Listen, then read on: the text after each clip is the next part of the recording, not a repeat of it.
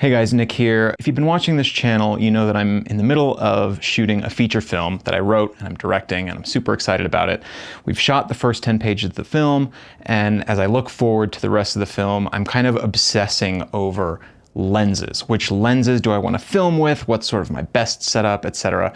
I've got a lot of different options to choose from. I've been testing out a number of different things. So one of them is this tiny little set that I call my mini cine set. It's the Canon RF native prime lenses. There are 7 of them.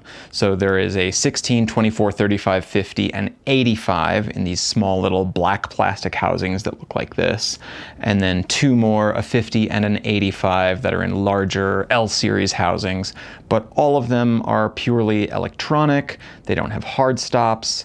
They're made of plastic, and so they're very, very, very different from what you would consider a true cinema lens.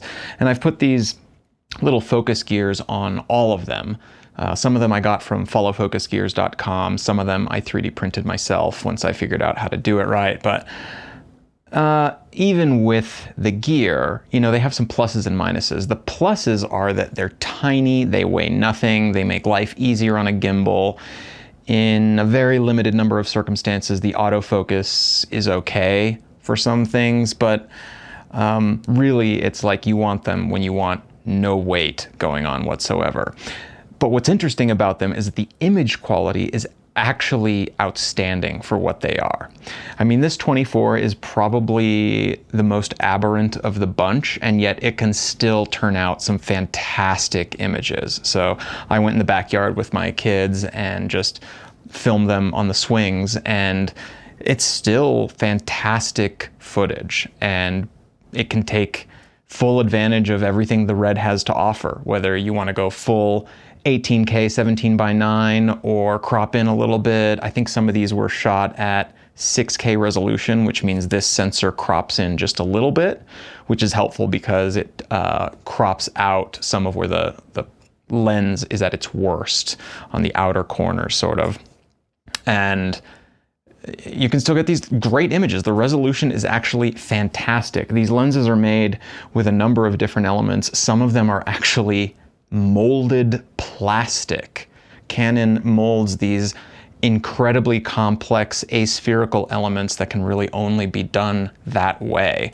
They're not just aspherical in the fact that the surfaces are not spherical but parabolic, but they're like wavy. They do this stuff that you could never grind out by hand.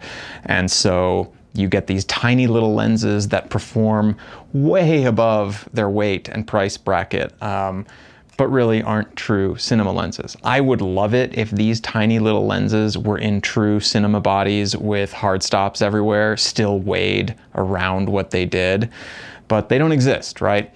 And so I'm left with what are the other options? So I test these mini cine ones out. I've tested out the Nisi Athena lenses, which are awesome and sort of my go-to at the moment. The Canon CNE lenses, which are awesome, but you know, everything has its pluses and minuses, right? So this is a slightly older lens design. It's a little bit heavier. It opens real wide to f1.2, but I would like it to be just a little bit better performing in some circumstances. The 50mm RF-L lens, like I mentioned earlier.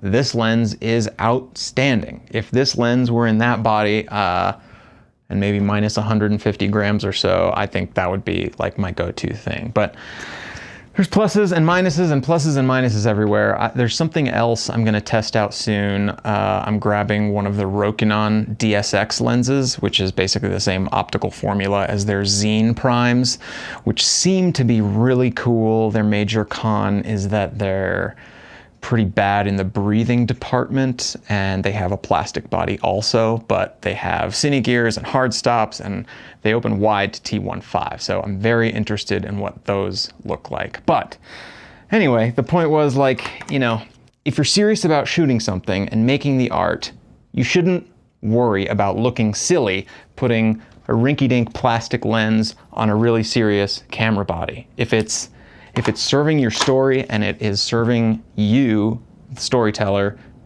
go for it, all right? I love these little tiny lenses. There's things I wish worked better about them, but I need to try and remind myself of that fact that If it gets your story told in the way you want to tell it, do it. And so don't let the haters slow you down. If there's something you want to do, if there's a piece of kit you love, go after it. Anyway, I hope you're having a great day. Thank you for watching, and I'll see you next time.